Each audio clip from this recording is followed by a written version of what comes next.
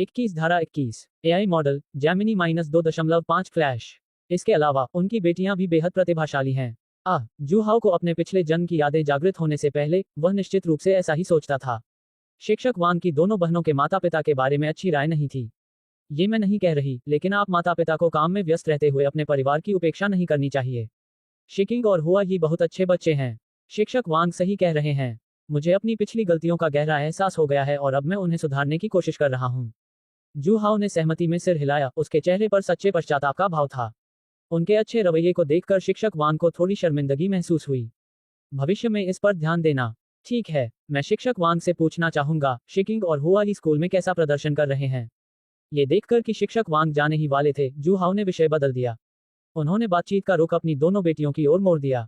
किसी महिला को अपने प्रभाव में लाने के लिए पहला कदम उनके बीच बातचीत शुरू करना है, तभी कोई कहानी बनेगी। अब उसकी दोनों बेटियां इस खूबसूरत शिक्षिका के साथ इश्कबाजी करने के लिए उसके औजार बन गई थीं। अपने दो होनहार छात्रों के बारे में बात करते हुए शिक्षिका वांग काफी उत्साहित हो गईं। उसने तुरंत ही जू शिकिंग और जू हुआई की जमकर प्रशंसा की। जू हाओ उसके बगल में बैठी सुन रही थी, कभी कभी सिर हिलाती और राहत भरी मुस्कान दिखाती थी। देर हो रही है और सुबह मेरी क्लास है, इसलिए मैं अब जा रहा हूँ। अपने दो होनहार छात्रों के बारे में उत्साहपूर्वक वर्णन समाप्त करने के बाद शिक्षिका वांग ने अपनी कलाई पर समय देखा और जाने की तैयारी करने लगी। एक पल इंतजार करें। जू हाओ ने उसे रोकने के लिए बात की और अपना फोन निकाला। शिक्षक वांग, आइए हम संपर्क जानकारी का आदान प्रदान करें।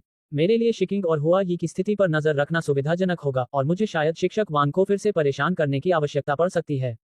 जब शिक्षक वांग को पता चला कि वह उसका संपर्क विवरण चाहते हैं, तो उसने स्वाभाविक रूप से मना करना चाहा। हालांकि जू हाओ की व्याख्या सुनने के बाद भी उसने सिर हिलाया और कहा, ठीक है, इस व्यक्ति के बच्चे पहले से ही विश्वविद्यालय में पढ़ रहे थे, इसलिए संपर्क जानकारी मांगना केवल उनकी बेटियों की सुरक्षा को लेकर चिंता का विषय था। उसके बुरे इरादे क्या हो सकते हैं?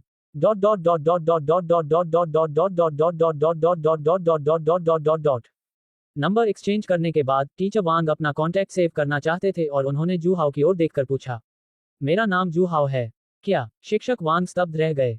जब जू हाओ पहली बार सामने आया तो उसे एक जानी पहचानी सी अनुभूति हुई। जब उसने अपना नाम बताया तब जाकर उसे आखिरकार पता चला कि वह कौन था। जू हाओ, जू समूह के प्रमुख। उन्होंने मोदू विश्वविद्यालय से स्नातक की उपाधि प्राप्त की और अपने सफल उद्यम के बाद उन्होंने अक्सर अपने शिक्षण संस्थान को अपना योगदान दिया और अब वे एक विश्वविद्यालय के निदेशक हैं। आप चेयरमैन जू हैं। जू हाओ एक निर्देशक हैं, इसलिए उन्हें चेयरमैन जू कहना ठीक है। जू हाओ ने सिर हिलाया, अपनी उंगली होठों पर रखी और उसे आंख मारी। उसने उसे इशारा किया कि वह इसे प्रकट न करे। शिक्षिका वांग को तुरंत ही बेहद शर्मिंदगी महसूस हुई और उन्होंने मन ही मन विलाप किया। हे भगवान, वह एक महान हस्ती के सामने अपना आपा खो बैठी थी। शिकिंग और हुआ यी ने भी पहले ये क्यों नहीं बताया कि उनके पिता का नाम जू हाओ था। उन्होंने मुझे गुमराह किया। शिक्षिका वांग मन ही मन अपने दो होनहार छात्रों के बारे में शिकायत करने से खुद को रोक नहीं पाई। वह जू हाओ के चरित्र के बारे में जानती थी, उसने कई चैरिटी कार्यक्रमों में भाग लिया था और प्रोजेक्ट होप के कई प्राथमिक विद्यालयों को प्रायोजित किया था। वह इतना अच्छा इंसान था, अगर वह काम में व्यस्त भी था तो ये समझ में आता है। उसके मत में जब उसने दोनों बहनों से पूछा तो इसकी वजह शायद ये रही होगी कि जू हाओ ने उनके साथ समय नहीं बिताया था, जिसके कारण उन्होंने नखरे दिखाए। लेकिन आपको अपने पिता को भी समझना चाहिए। अरबों डॉलर के बाजार मूल्य वाले एक विशाल समूह का प्रबंधन करना निश्चित रूप से थका देने वाला काम होगा। इसके अलावा अभी अभी जू हाओ के साथ हुई उनकी बातचीत से यह स्पष्ट था कि जू हाओ अभी भी उनकी बहुत परवाह करता है। नहीं, मुझे उनसे बात करने के लिए कुछ समय निकालना होगा। ये सब दोहरे मापदंडों के बारे में है। डिंग। शिक्षक वांग शर्म से व्याकुल हैं। भावनात्मक मूल्य जोड़ 567। ये कहना जरूरी है कि जू हाओ की स्थापित छवि कारगर साबित हुई। अगर उसने इतने सारे दान कार्यों में हिस्सा नहीं लिया होता तो भले ही सबसे अमीर आदमी आ जाता, फिर भी महिला मुख्य किरदार का मन नहीं बदलता। अध्यक्ष जू, मुझे पहले हुई घटना के लिए खेद है। आप ठीक कह रहे हैं। जू हाओ ने हाथ हिलाया। पहले मैं अपने करियर में इतना मग्न था कि अपने परिवार को नजरअंदाज कर देता था। अब ऐसा दोबारा नहीं होगा। मुझे शिक्षक वांग को धन्यवाद देना चाहिए। मेरी दोनों बेटियों ने आपको परेशानी में डाल दिया है। नहीं, शिकिंग और हुआ ही बहुत ही अच्छे व्यवहार वाले हैं। ठीक है, चूंकि तुम्हारी क्लास है तो जाओ। मैं आभार व्यक्त करने के लिए तुम्हें दोपहर का भोजन कराऊंगा। जू हाओ ने अपना असली इरादा बताया। जब वह मुख्य अभिनेत्री के साथ अकेले होंगे तो उन्हें और अधिक अवसर मिलेंगे। अरे नहीं, कोई जरूरत नहीं। ठीक है। जू हाओ का दृढ़ रवैया देखकर शिक्षक वांग अब इनकार नहीं कर सके। शिक्षिका वांग ने जू हाओ द्वारा उन्हें दोपहर के भोजन पर आमंत्रित करने को कुछ खास महत्व नहीं दिया। आखिरकार जू हाओ का किरदार तो सर्वविदित था। उनकी केवल 2 पत्नियां थीं, यहां तक कि उनका सचिव भी पुरुष था और वे कभी किसी घोटाले में शामिल नहीं हुए थे। तो फिर उसे इस बात की चिंता क्यों होगी कि वह उसकी सुंदरता पर मोहित हो जाएगा।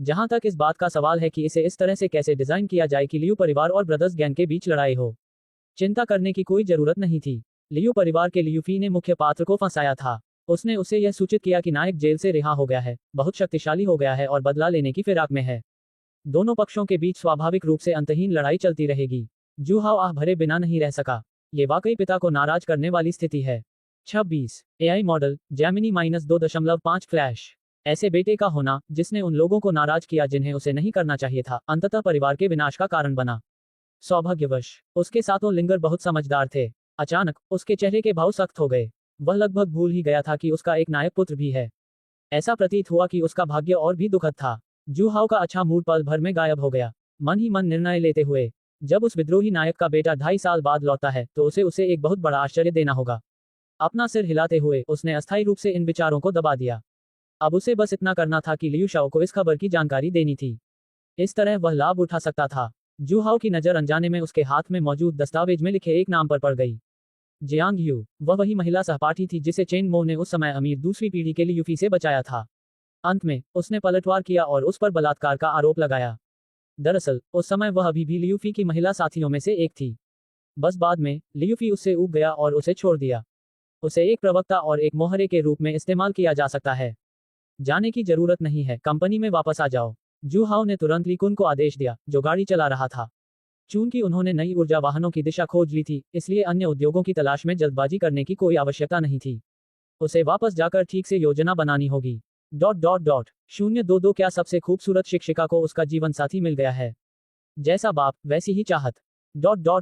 इसी बीच वांग जुइंग स्कूल लौट गई। उसकी मुलाकात उसी दफ्तर की महिला शिक्षिका लू से हो गई। उसके हाथ में मौजूद उपहार बॉक्स को देखकर महिला शिक्षिका लू ने अतिशयोक्तिपूर्ण लहजे में ऐसे बात की मानो उसने कोई नया महाद्वीप खोज लिया हो। हे भगवान, मैंने क्या खोज लिया? हमारे विश्वविद्यालय की सबसे खूबसूरत शिक्षिका को आखिरकार कोई मिल ही गया। विश्वविद्यालय का जीवन उबाऊ था। कुछ दखलंदाज छात्रों ने स्कूल की सबसे खूबसूरत लड़की के लिए मतदान कराया। स्कूल की सबसे खूबसूरत छात्रा का खिताब इसी तरह अस्तित्व में आया। महिला छात्रों की रैंकिंग होती थी और महिला शिक्षिका लू भी स्वाभाविक रूप से इसका अपवाद नहीं थी। उन्होंने सबसे खूबसूरत शिक्षिका लू को स्थान दिया। वांग जुइंग को सबसे अधिक वोट मिले। शुरू में कई लोग वांग जुइंग का पीछा कर रहे थे। सबसे खूबसूरत शिक्षिका का खिताब मिलने के बाद उनके लिए और भी ज्यादा प्रस्ताव आने लगे। लगभग हर दिन लोग वांग जुइंग को उपहार देने के लिए कार्यालय के बाहर कतार में खड़े दिखाई देते थे। लेकिन वांग जुइंग ने कभी भी उन उपहारों में से कोई भी स्वीकार नहीं किया था। और आज उसने सचमुच वांग जुइंग को उपहार लेकर लौटते हुए देखा। इसका क्या मतलब था? इस सबसे खूबसूरत शिक्षिका ने आखिरकार एक प्रस्ताव स्वीकार कर लिया और डेटिंग शुरू कर दी। वांग जुइंग थोड़ी उलझन में थी, फिर उसे एहसास हुआ कि उसने गलत समझा था। आपने गलत समझा, यह मुझे एक दोस्त ने दिया था। वह इसे केवल एक मित्र की ओर से मिली जानकारी के रूप में ही समझा सकी। क्या उसे यह कहना चाहिए कि यह स्कूल के बोर्ड सदस्यों में से एक, जू हाओ द्वारा दिया गया था?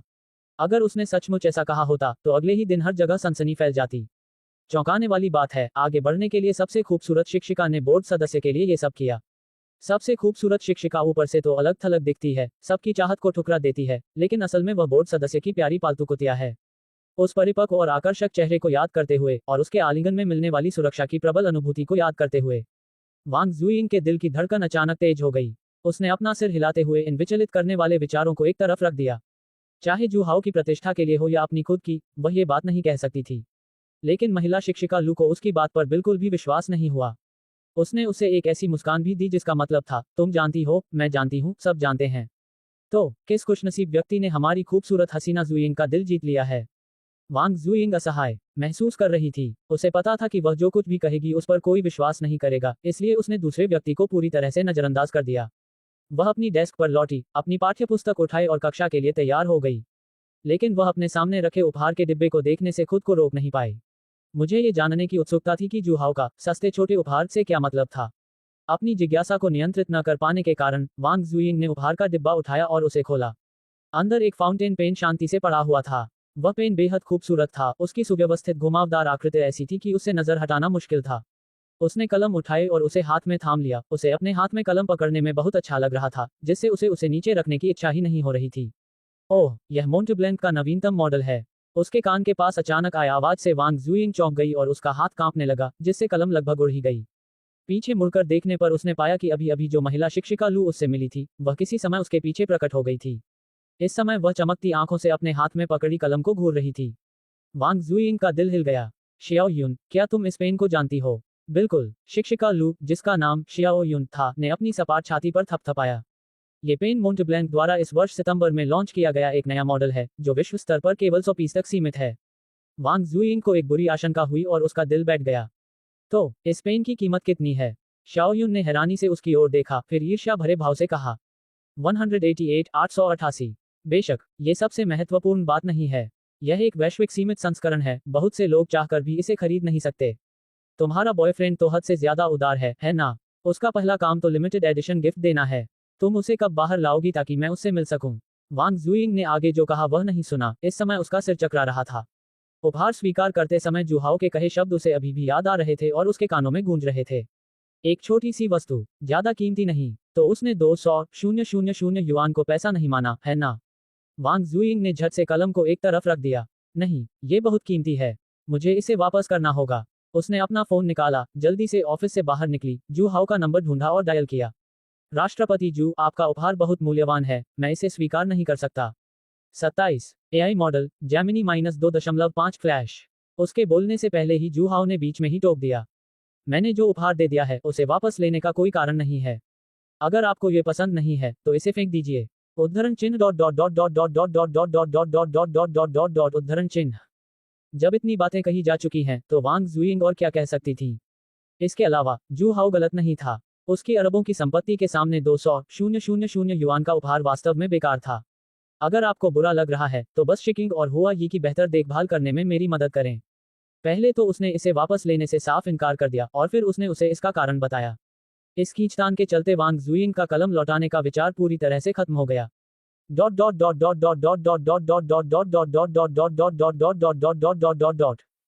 फोन रखने के बाद जू हाओ के शब्दों को याद करते हुए वांग जुइंग ने तुरंत स्कूल ब्यूटी की दोनों छात्राओं को ढूंढने जाने का फैसला किया।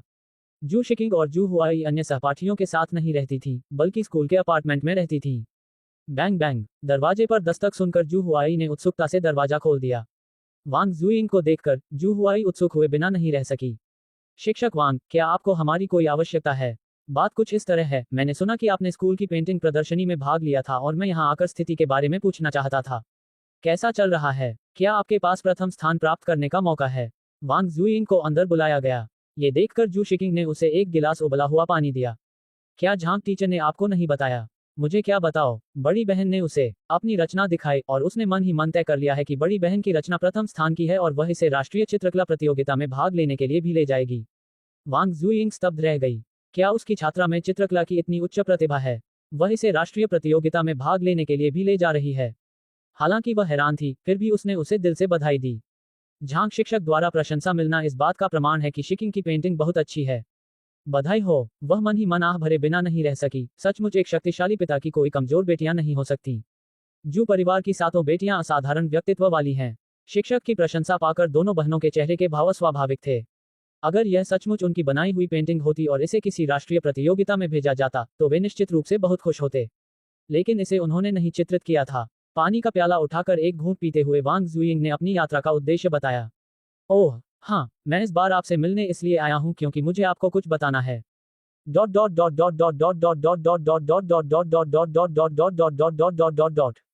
023 लिंगर की आंखों में रहस्यमय पिता योजना बनाना शुरू कर दिया है।